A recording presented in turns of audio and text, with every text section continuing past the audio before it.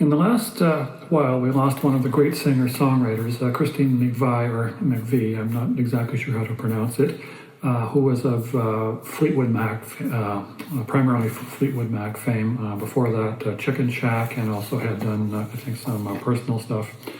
I know that the liking of a band, can be a generational thing. It can be about a particular point in time. But I always considered Fleetwood Mac to be one of the kind of the great bands.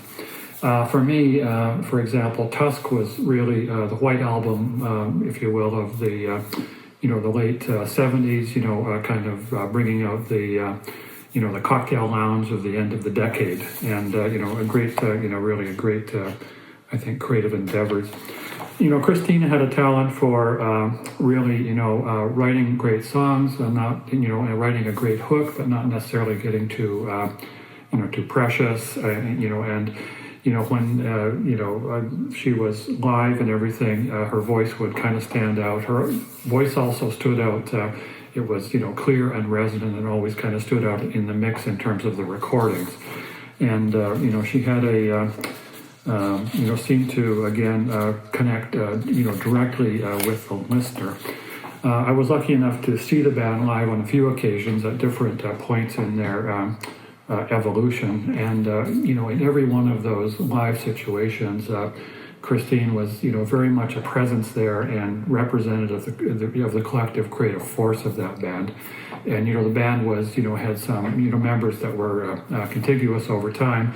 But it also was the type of band that, as some members came in and out, it was also kind of a musical institution over time.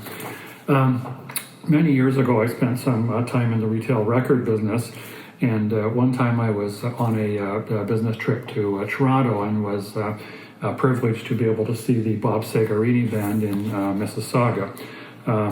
Bob Segarini, I always considered also a Canadian artist, considered him a good songwriter. And it was a time when kind of disco was fading, punk rock was in its ascendancy, and the music industry had come through a point of very, it was the development of the very large mixing consoles. So things like, 26, track recordings and so on and so forth, 32 tracks were becoming more common. So there was also a lot of lush production. And so on the way back from the live event, I was sitting in the car with Bob Segarini, and the person who was investing in Bob's career. Everybody needs a patron, of course. And, I was a young person, I was kind of thinking, so what's next in this music business, right? We've been through disco, we've been, punk rock is, minimally produced and high energy, and we, are also all this lush production and other stuff. And, and so I asked Bob Segarini that, and I'll never forget the answer. It made a big impression on me. His answer was, when I asked him, he said, what's next? He says, this is just the next great song.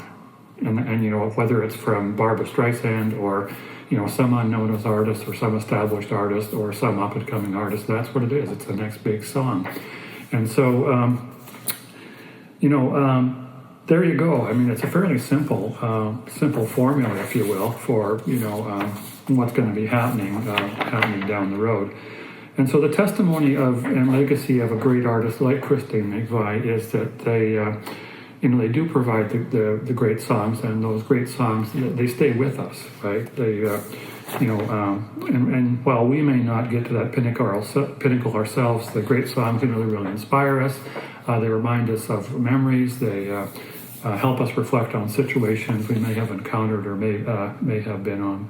So rest in peace, Christine, and thanks for sharing your abilities with us. And for those of us that have heard your stuff, we will definitely carry those tunes and everything with us. I've included some links and things down below for some of the references in here, and so thanks for your time. And again, if you're interested, do the usual, subscribe, blah blah blah. Anyway, thanks, and have a good rest of your day.